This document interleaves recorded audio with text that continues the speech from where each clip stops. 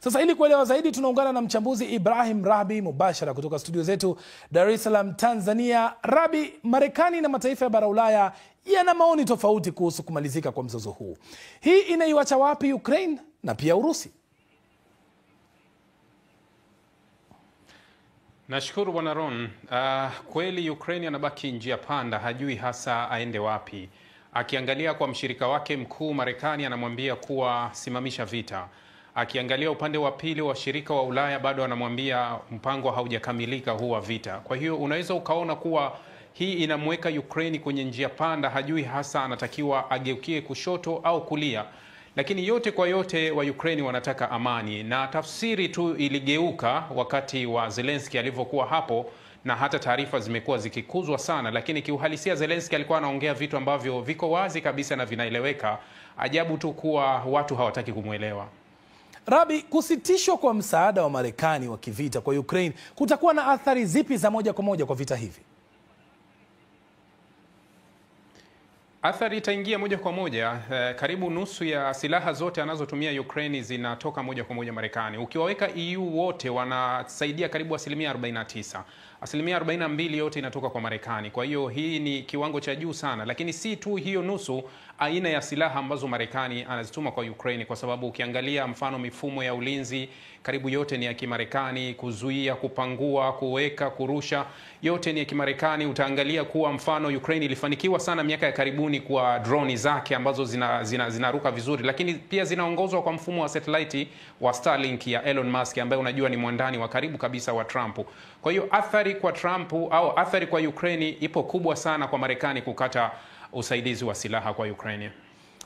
Ulaya inasema kwamba itasimama na Ukraine. Je, hiyo peke yake itatosha kwa sasa? Nadhani Ukraine hatakiwi kujibana sana kwa nchi za Ulaya, kwa sababu hata Ulaya wao pia hawajageukiwa na hili, kwa sababu Trump yeye yuko tayari kufanya lolote kuhakikisha atimize lile analolitaka. Huwa hajali nani amesimama mbele yake.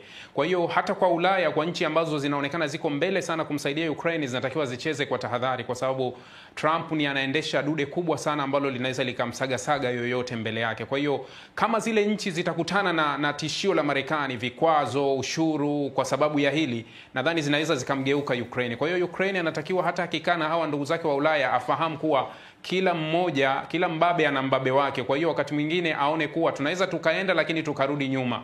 Tuangalie kipi ambacho kinakuwa ni bora zaidi kwetu. Kwa hiyo si sana kusema kuwa Ulaya wanaweza wakamsaidia kwenye hii vita ya Trump, na Trump huwa hakubali kushindwa. Kwa kifupi tu Rahbi, sasa nani anaweza kusaidia unaposema kwamba Ulaya hauwezi? Manake mataifa haya mawili yanaonekana kutofautiana, hususan Uingereza na Marekani na bara Ulaya kwa jumla. Ni vigumu kusema hivi sasa nani anaweza kusimama kutatua hili moja kwa moja asimame, lakini vyovyote itavyokuwa Ukraine wanatakiwa wakae waamue kuwa tunaamua kweli kuwa hili tulimalize au tuende kwenye njia ipi.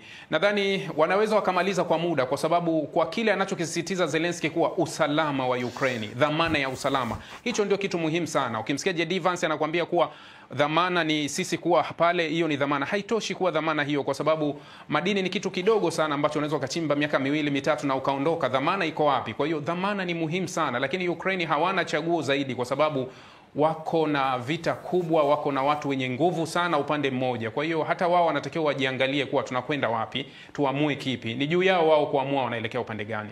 Shukran sana Ibrahim Rahbi kwa tathmini hiyo ya kina, tukisema naye kutoka studio zetu Dar es Salaam, Tanzania, na mahojiano hayo yanahitimisha taarifa yetu kuu usiku huu.